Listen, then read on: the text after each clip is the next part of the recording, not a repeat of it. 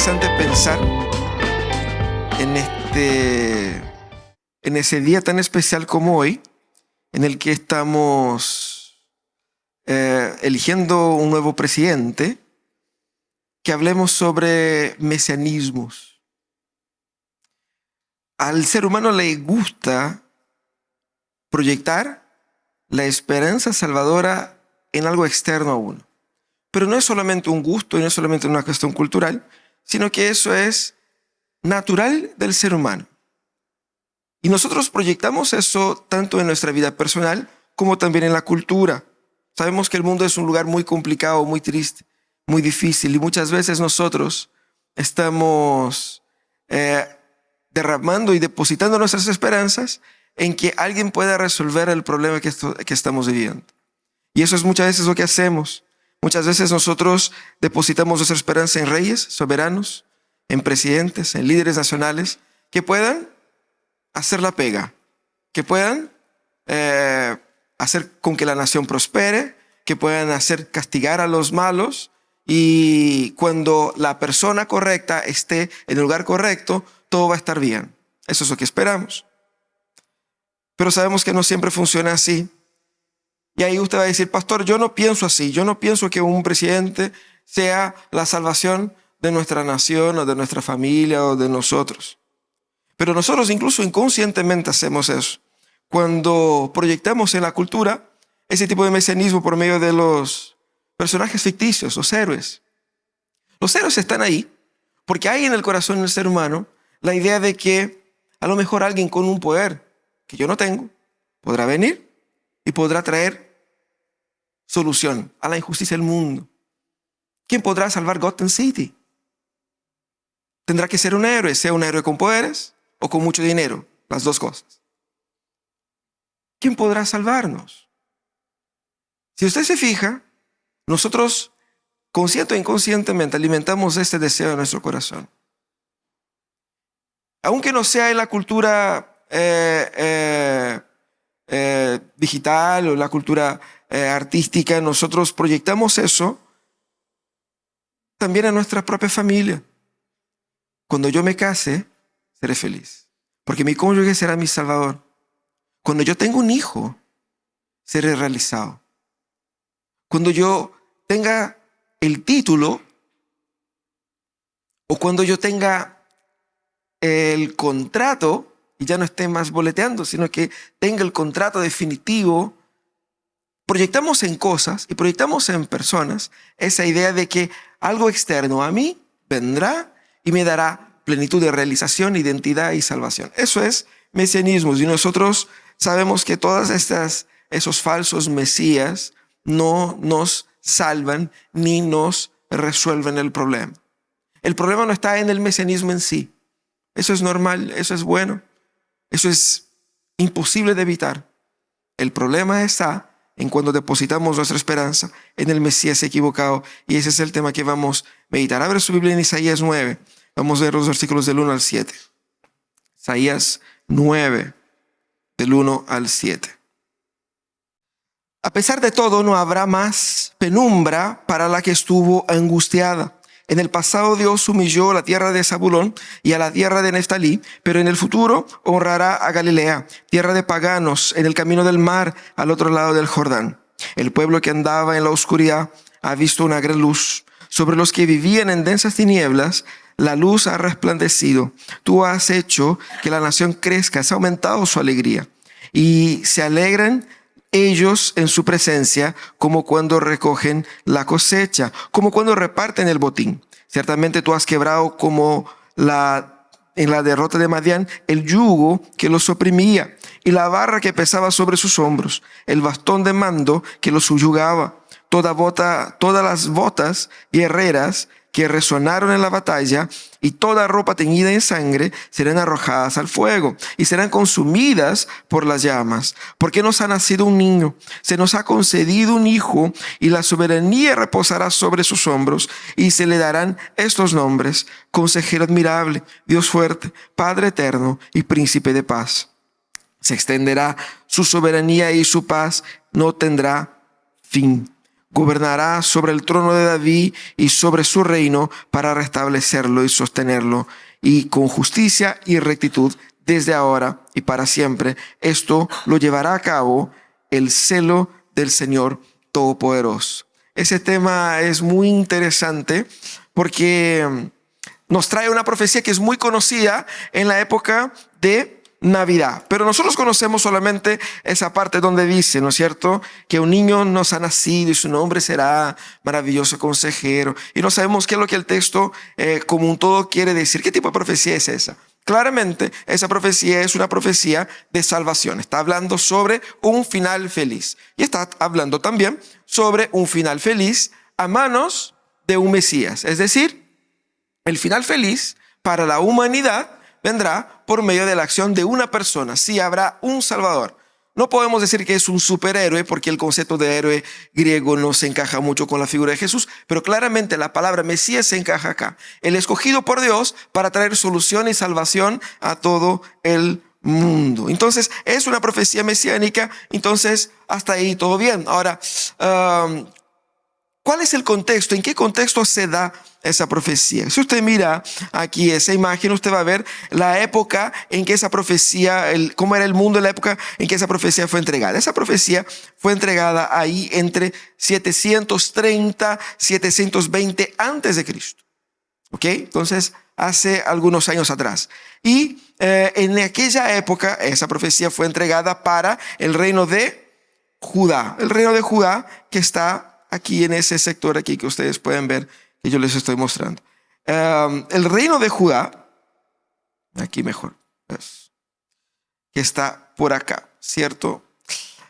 Ustedes pueden ver que ese es el mapa que muestra la dominación del imperio asirio. El imperio asirio era el imperio que estaba dominando el mundo, al menos el Medio Oriente, en aquella época. Un imperio poderosísimo que prosperó en un determinado momento. Luego, cambio de reyes, bajaron la temperatura y tanto Israel como Judá, ellos estaban ya pasando por un periodo de prosperidad porque no estaban siendo acechados por los asirios, y ellos pensaban: está todo bien con nosotros, Dios está en paz con nosotros, aunque ellos estuviesen en pecado. Pero el tiempo pasó y el imperio asirio se reforzó y empezó a extender su avance sobre todo ese territorio acá. Y todo ese territorio fue dominado por ellos. Pero en la época que se entregó esa profecía, ellos estaban en proceso de esa conquista. Y como pueden ver acá, el imperio asirio está en ese sector aquí. Y ellos vienen en ese sentido, desde el oriente al occidente, del norte al sur. ¿Y qué es lo que tenemos aquí más al norte? El reino de Israel. Ustedes saben, antes era una sola nación, Israel, el pueblo de Israel, con 12 tribus. Hubo una pelea con algunos de los hijos de Salomón, en el caso Roboán, y el reino se dividió: 10 tribus para el norte, 2 para el sur. Las que quedaron al norte quedaron un poquito más grandes, obviamente, que eran 10, y tomaron mucho más territorio, y siempre estaban en pelea con el reino del sur.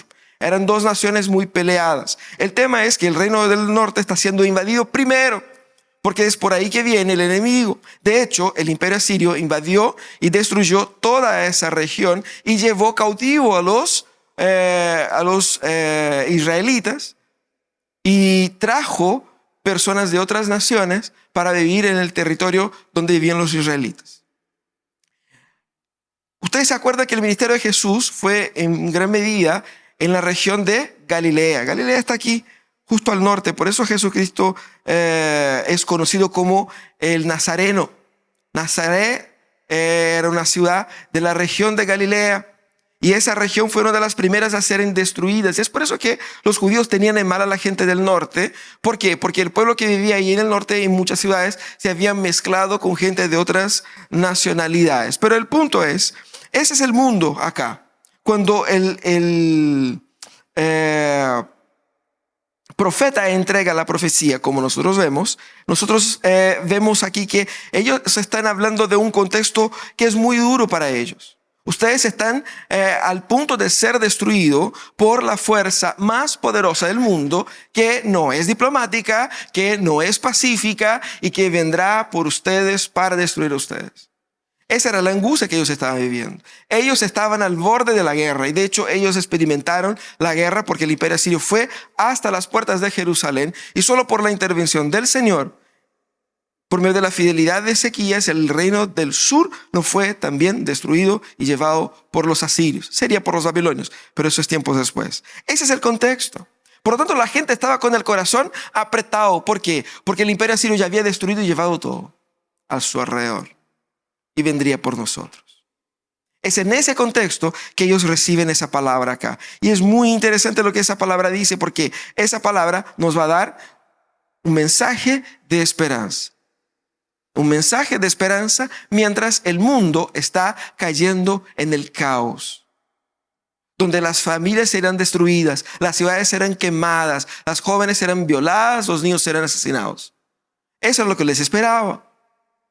Y ellos estaban buscando su esperanza ¿en qué? En gran medida en acuerdos diplomáticos con otras naciones. Israel hizo un acuerdo con el Egipto, pero a Egipto no le fue muy bien. O después trató de hacer un nuevo arreglo con los asirios, tampoco les fue muy bien. Judá hizo lo mismo. Y el Señor dice, ustedes tienen que confiar en mí, no en Egipto, no en Asiria, no en su ejército, ni tampoco en su dinero, porque soy yo el que va a librar a ustedes. Lo mismo sucede con nosotros en nuestros días. Estamos depositando nuestras esperanzas para los problemas cotidianos y para los problemas profundos de nuestra vida, en nuestra sabiduría, en nuestra capacidad y no en el Mesías. Porque así como ellos, da la impresión que el Mesías está allá distante.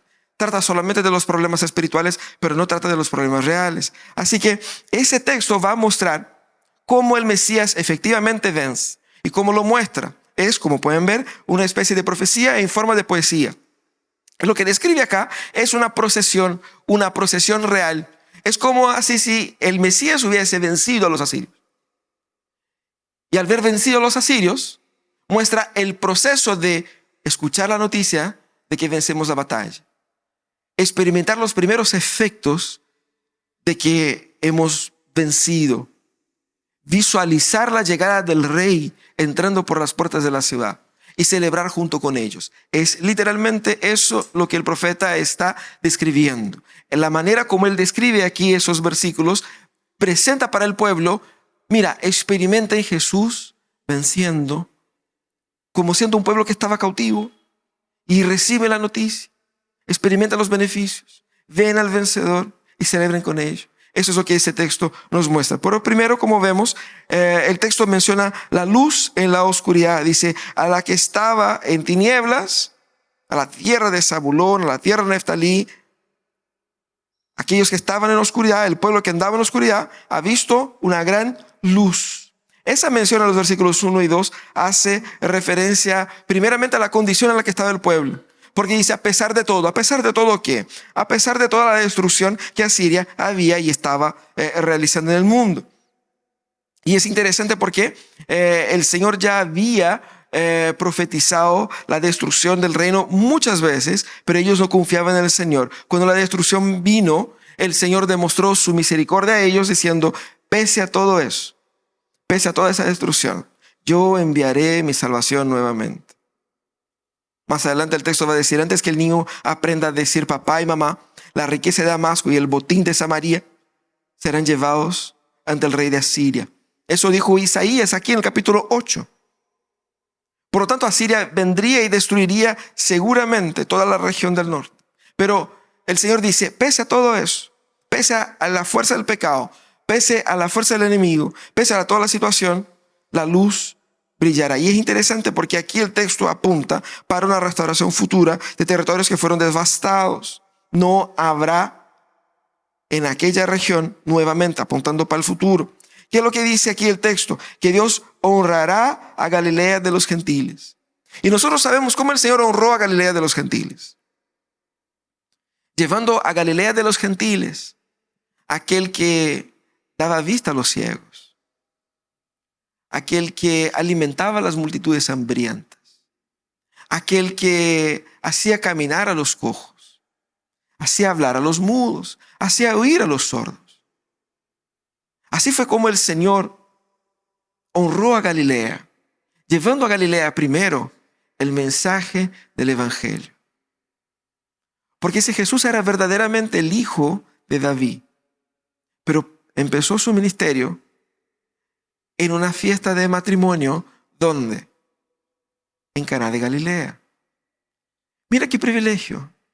Donde la luz primero brilló, era donde había mayor oscuridad. Y eso es lo que el Señor nos está mostrando acá. Qué hermoso ver la manifestación de la gracia del Señor así. Y esa relación entre luz y oscuridad es muy potente en las Escrituras para hablar de vida. Tanto es así que en el relato de la creación, lo primero que hace Dios es crear la luz. La primera cosa que Dios creó. Y esa relación entre luz y oscuridad, muerte y vida, es muy potente en todas las Escrituras. Y aquí aquellos que estaban en la sombra de muerte, y esa sombra de muerte no era solamente una metáfora, pero para ellos era algo literal. La muerte estaba literalmente en la esquina. ¿Qué es lo que impedía el imperio asirio de derrotar al pueblo de Judá? Nada, humanamente hablando, nada. Ellos tenían los recursos, ellos tenían las ganas. Era simplemente una cuestión de cuándo. No es si nos destruirán. Por lo tanto, ellos estaban viviendo cada día como que ese puede ser posiblemente el último año de nuestras vidas. Porque puede ser que en el próximo año el imperio asirio no haya esperado más y haya llegado por nosotros. Ellos vivían a la sombra de la muerte. Quizás usted no vive a la sombra de la muerte. Quizás usted no vive la angustia de que a cualquier momento tu vida, tu familia puede ser destruida. Y eso nos da una falsa seguridad y una falsa percepción de que estamos en la luz, de que está todo bien, de que no pasa nada. Hasta que las cosas empiecen a pasar, hasta que el caos llegue a su vida. Y ahí nos damos cuenta de que las cosas no estaban tan bien así. Es muy interesante ver aquí que la extensión de la gracia de Dios llega incluso y sobre todo a aquellos menos importantes. Dios menciona acá la región de Neftalí, la región de Galilea, regiones que claramente por la ubicación geográfica serían los primeros a recibir el fuego enemigo, pero dentro del grado de importancia del pueblo judío, eran regiones muy poco valoradas, muy poco importantes. Quizás para muchos judíos, si los asirios derrotasen el reino del norte, sería incluso mejor, porque el enemigo de mi enemigo es mi amigo. Se olvidando de que el enemigo de tu enemigo puede ser enemigo tuyo también. Y eso es lo que estaba pasando acá. Dios demostró su gracia por aquellos que estaban sufriendo, que estaban en oscuridad. Pero la pregunta es, ¿cuál es tu oscuridad? ¿Cuál es tu Asiria? ¿Qué es lo que a ti te está quitando la paz? ¿Qué es lo que está haciéndote caminar por lo que podemos describir como el valle de sombra de muerte? ¿Qué es lo que dices en tu vida? No hay cómo, no tengo salvación, no tengo solución para ese problema.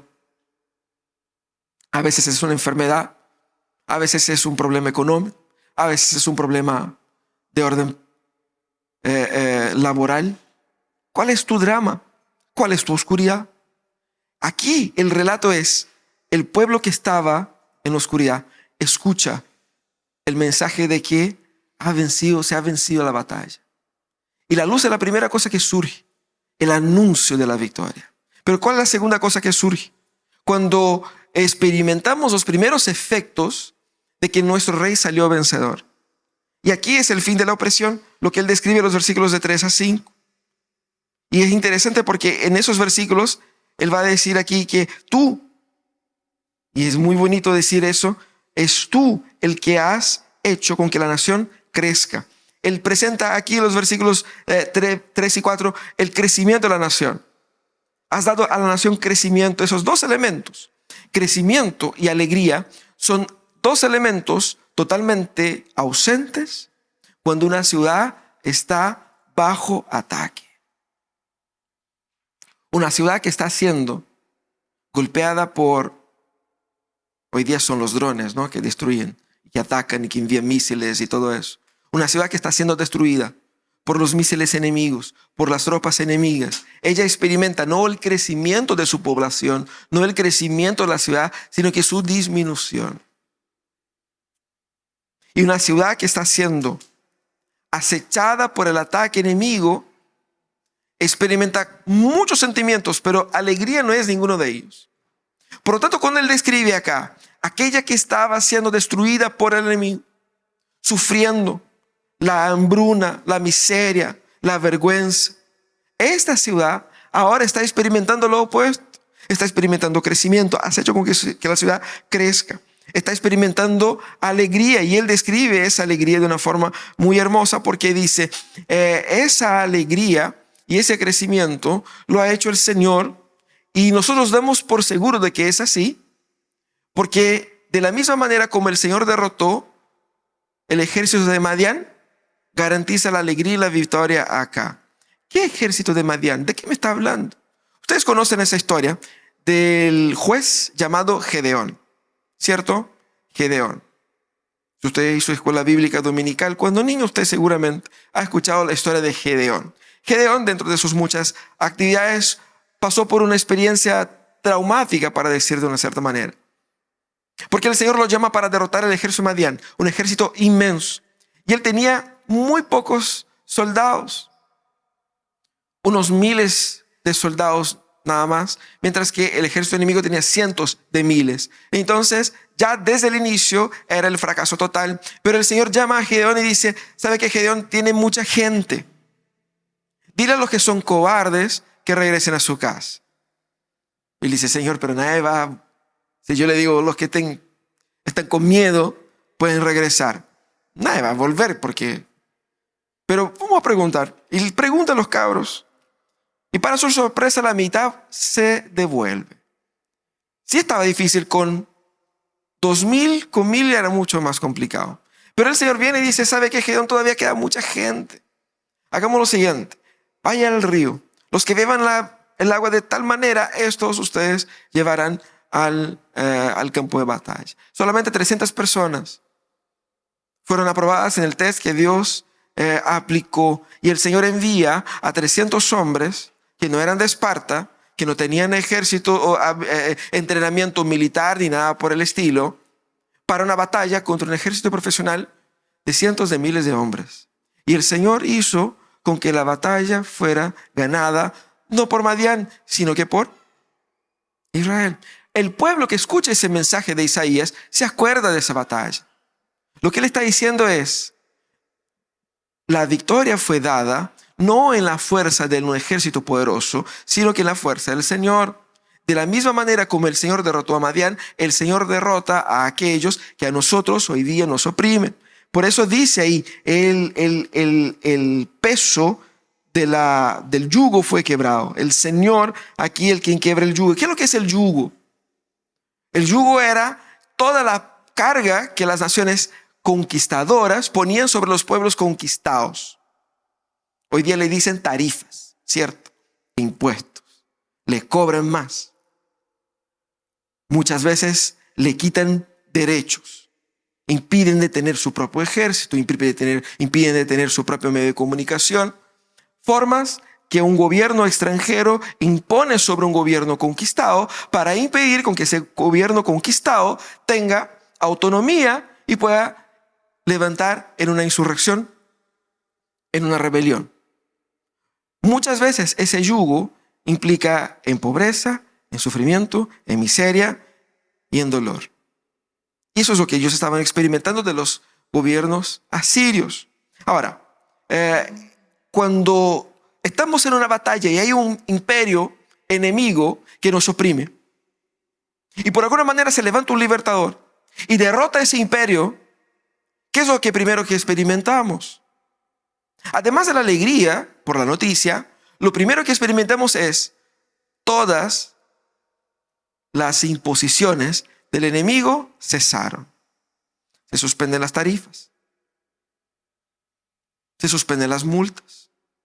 Todas las obligaciones que teníamos se suspenden. Estamos libres del peso del yugo. Eso es lo primero que experimentamos, porque es automático. Y eso es lo que el Señor quiere que entendamos acá. La liberación del yugo es el primer efecto de la victoria de Cristo.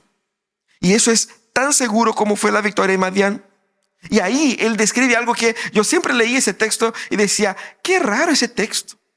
Está hablando de Jesús, del nacimiento de Jesús, algo muy bonito, pero ¿por qué me tiene que decir de quemar la bota en la batalla y la ropa en sangre. Y de repente ustedes saben muy bien, llega la Navidad, leemos ese texto y saltamos esos versículos 4 y 5 porque son raros.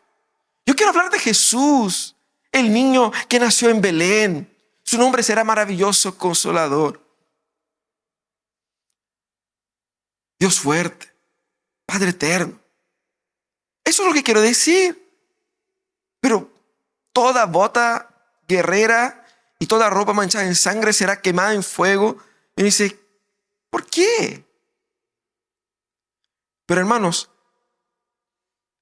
pongan sus mentes en una ciudad que había sido acechada y destruida por el ejército enemigo.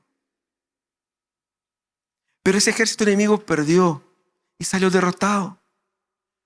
Nuestro rey venció, nos anunció la victoria, rompió el yugo y ya no hay más guerra. Cuando se termina la guerra, ¿qué es lo que hacemos?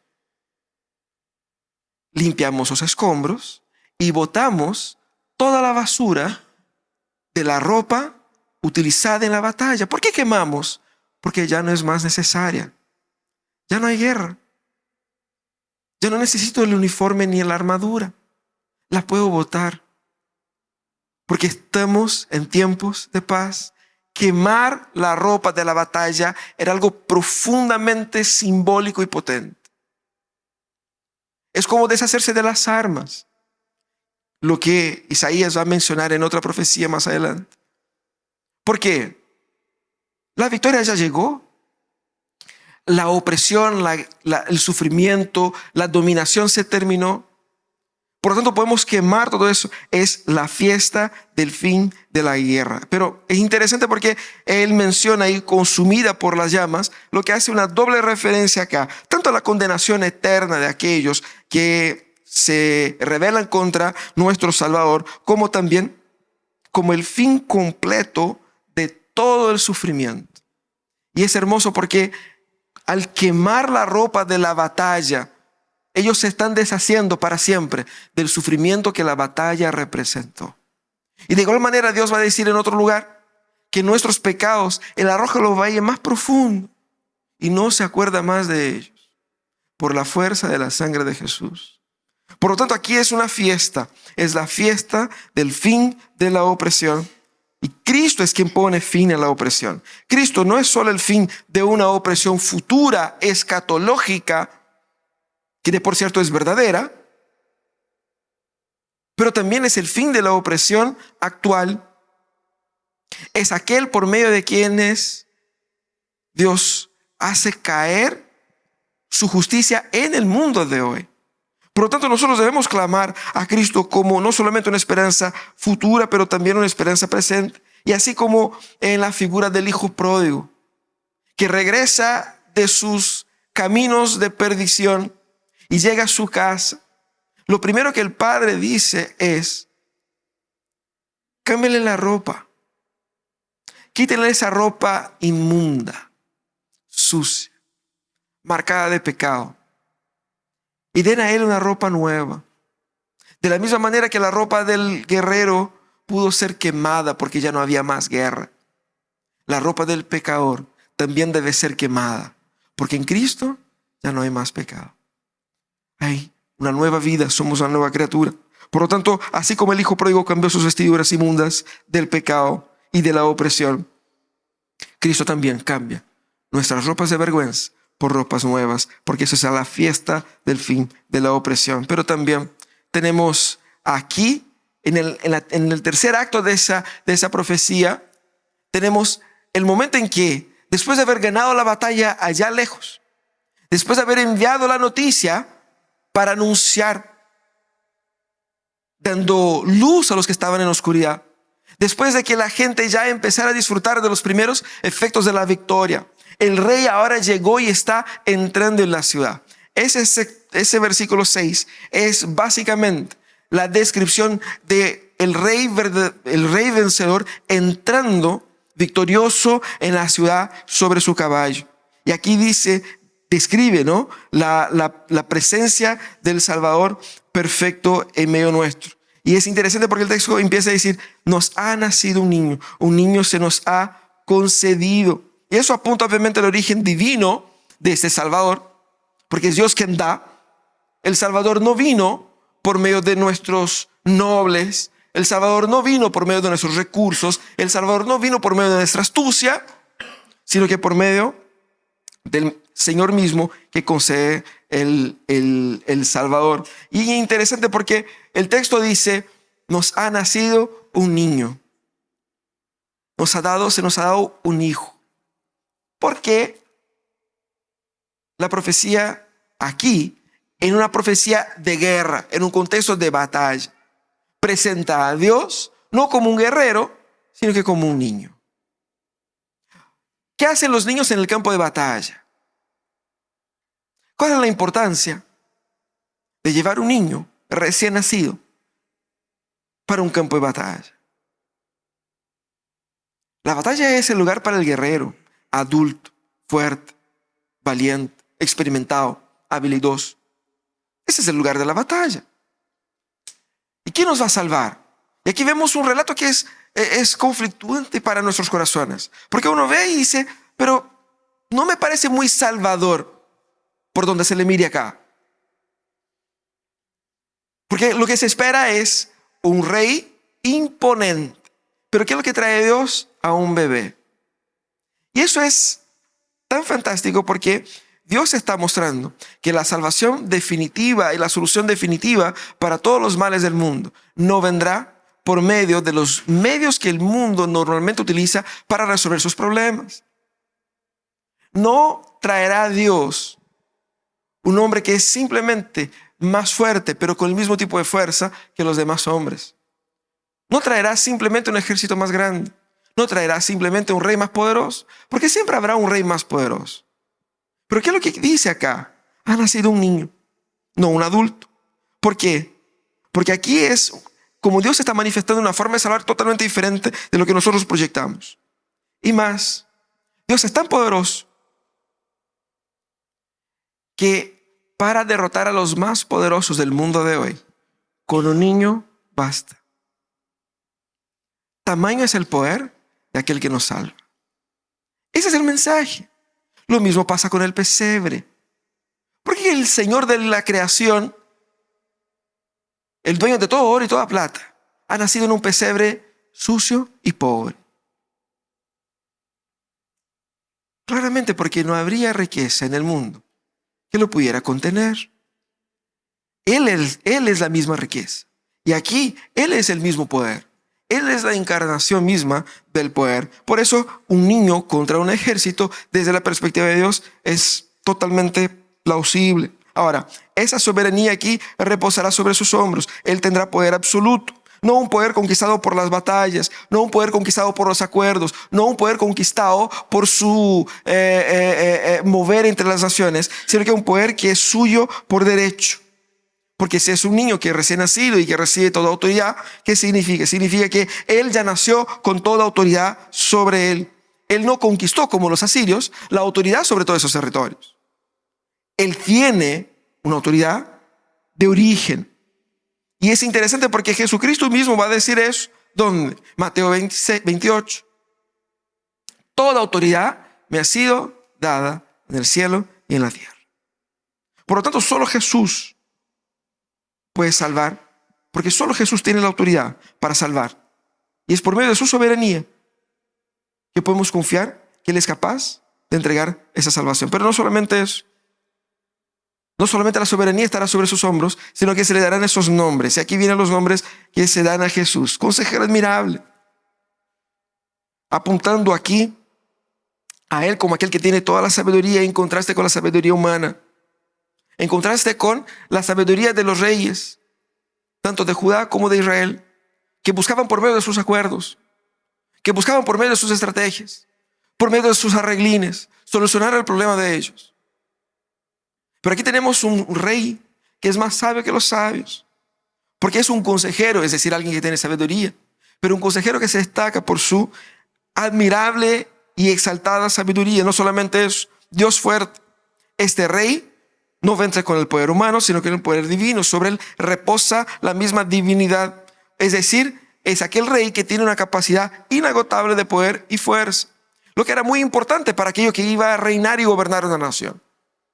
No solamente era sabio, pero también era poderoso. ¿Por qué? Porque si eres sabio, pero no es poderoso, no eres fuerte, la gente te puede doblegar. Pero si eres fuerte y no eres sabio, vas a hacer muchas tonteras. Pero tenemos a un rey perfecto, que era sabio, era poderoso, pero había un problema que todos los reyes experimentaban. Porque no importa cuán maravilloso fuera el rey, en algún momento de la historia el rey iba a morir. Y invariablemente cuando muere un rey, la nación entra por un corto, un largo periodo de tiempo, por un periodo de crisis.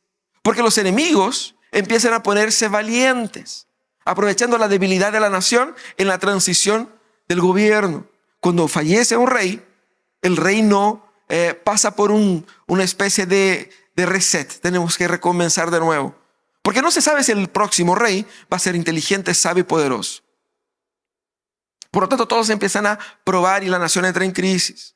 ¿Qué es lo que tiene acá? Ese rey era sabio, ese rey era poderoso, pero ese rey era eterno, garantizando con que el beneficio que él está implementando no va a terminar en 4 años más, o no va a terminar cuando él fallezca, o no va a terminar de repente a manos de sus descendientes y que son pésimos administradores, sino que él mismo estará para siempre gobernando y cuidando su pueblo, pero no como un tirano, sino que como un padre. La idea aquí de Padre Eterno aplicado a Cristo hace referencia a que el gobierno de Cristo sobre nosotros es un gobierno amoroso y un gobierno que expresa su generosidad y cariño por sus hijos. Pero también Él culmina acá todos esos títulos dados al Mesías con príncipe de paz. Esa culminación aquí es muy importante porque, como les dije desde el inicio, ese texto es un texto que está siendo entregado en un contexto de batalla, de guerra. Y todo lo que nosotros queremos en momentos de lucha es paz. ¿Quién será capaz de traer paz al mundo? ¿Quién será capaz de impedir todos los crímenes? ¿Quién será capaz de sanar a todas las enfermedades? ¿Quién será capaz de eliminar todos los misiles? ¿Quién será capaz de traer esa paz que no sea una paz provisoria, sino que una paz duradera? Él es el encargado de traer efectivamente paz al mundo, no por medio de una imposición, por medio de una revolución, por medio de una dominación belicosa, sino que por medio de su poder infinito. Él es el príncipe de paz. Y es interesante porque aquí vemos una descripción fantástica de Jesús. Y eso es lo que el autor quiere que hagamos aquí. Que miremos a Cristo. Mira a Cristo. Mira todas sus perfecciones. Miren cada detalle. En esos nombres que Él entrega acá. ¿Cómo Cristo es? Obsérvalo. A tal punto que digamos como los discípulos en el barco, ¿quién es este? ¿Sabe por qué muchas veces nosotros no proyectamos la solución de los problemas más profundos de nuestras vidas? Primeramente en Cristo. Es porque no hemos depositado nuestros ojos con atención a la complejidad de la figura del Mesías. Disminuimos a Jesús. En Navidad es solo un bebé. En Semana Santa es solo un crucificado. Durante el año es el de arriba. Mira lo poderoso que es Cristo. Mira el absurdo de sus habilidades y poderes. Si me detengo a mirar a Cristo, me encantaré de Él. Y no habrá duda de que mi corazón depositará primeramente en Él todas mis esperanzas. Ahora, aquí el texto termina con una promesa de felicidad eterna, la consolidación del gobierno. Imaginen ustedes ese proceso todo. La batalla fue ganada, la guerra fue ganada. Se anuncia y viene luz. se rompe el yugo del enemigo. El rey entra en la ciudad y es visto por la gente. Ahora que lo que vemos acá es la consolidación de esa victoria. Su reino se extenderá y, al contrario de todo poder humano, el poder de Cristo no tendrá límites ni territoriales ni temporales. La extensión incluye toda la creación y cada aspecto de ella. Porque eso no es solo un gobierno espiritual, y eso es muy importante. Porque a veces leemos eso y decimos, ok, eso es un tema espiritual para una realidad futura. No se aplica a mí hoy día. Y eso es un gran equívoco. Porque nosotros tenemos la ventaja de estar muchos años después del evento que esa profecía anuncia. Sabemos que Cristo ya vino y ya experimentamos hoy día los beneficios que experimentaremos, o parte de los beneficios que experimentaremos en el futuro. Por lo tanto, podemos hoy día experimentar la anticipación de la felicidad eterna. Y esa extensión incluye toda la creación y no solamente parte de ella. Por lo tanto, incluye toda mi vida y no solamente parte de mi vida. No es simplemente una felicidad espiritual. Y el problema es cómo hago que Cristo entre en las otras áreas de mi vida y no sea solamente algo religioso. ¿Cómo eso me da esperanza para hoy? Mira lo que él dice acá. Él reinará sobre el trono de David. ¿Por qué dice eso? ¿Por qué hace mención de eso acá? ¿Cuál es la importancia de eso? Dice eso porque aquí Dios está haciendo referencia a que lo que Cristo hará en el futuro no será una aventura de alguien que despertó y se picó y dijo, voy a resolver el mundo. Sino que la venida del Mesías es resultado de un proceso histórico de redención que Dios inició en su anuncio en Génesis, en la consolidación con el llamado de Abraham, en la formación del pueblo, en el pacto con David. Por lo tanto, Dios está nada más que cumpliendo sus propósitos en la historia. Y eso es hermoso. ¿Por qué? Porque nos da seguridad. Dios no está inventando sobre la marcha. Dios está salvando por medio de su proceso histórico. Y eso es lo que él dice acá.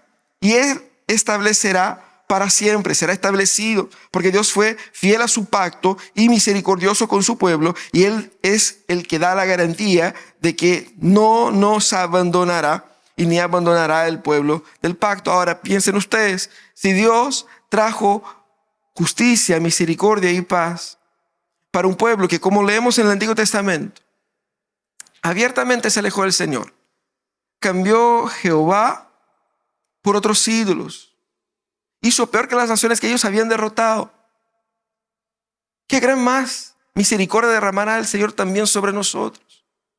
Por lo tanto, debemos confiar en eso.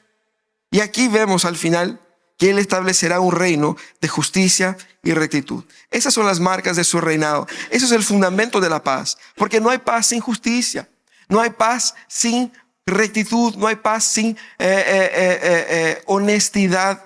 Y eso es lo que caracteriza su gobierno. El gobierno de los imperios asirios, de los imperios humanos, del imperio romano, griego, babilónico, eran gobiernos basados en la marca de la fuerza militar. La Pax Romana fue conquistada con base de mucha sangre, por la fuerza de muchos imperios. Por lo tanto, aquí vemos que su gobierno será marcado no por un poderío bélico, sino que por justicia. La justicia finalmente dominará y reinará. ¿Cómo esa justicia domina hoy? Esa es la pregunta que debemos hacer.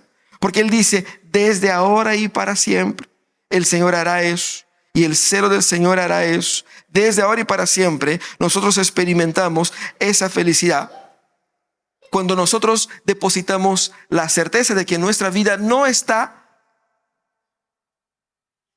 a la suerte del destino, sino que sabemos quién controla la historia, quién controla nuestras vidas, y podemos confiar en Él. Y el celo del Señor hará eso. Porque toda esta noticia parece demasiado buena para ser verdad. Y quizás uno podría decir, eso es muy bonito, pero siento que falta que se aterrice para mi realidad. Y el Señor dice, yo soy la garantía de que todo eso será realizado de la manera como yo digo. Parece ser demasiado escatológico para ser relevante hoy día. Pero nosotros no debemos olvidarnos de que el niño que está profetizado en ese texto caminó en las tierras de nuestro planeta. Andó por Galilea, por Samaria, por Judea, sanó, enseñó, perdonó. Pero definitivamente la certeza de que la batalla fue conquistada no es porque cuando Cristo vino, Él trajo un ejército consigo, sino que cuando Cristo vino, Él derrotó todo el poder del mundo en la cruz. Por lo tanto, si nosotros miramos hacia ese texto desde la perspectiva del profeta y de la revelación en Cristo, vemos que aquí lo que Cristo haría y lo que Cristo hizo era el cumplimiento de una profecía eterna. Y esa profecía apunta a una felicidad que reside en una persona.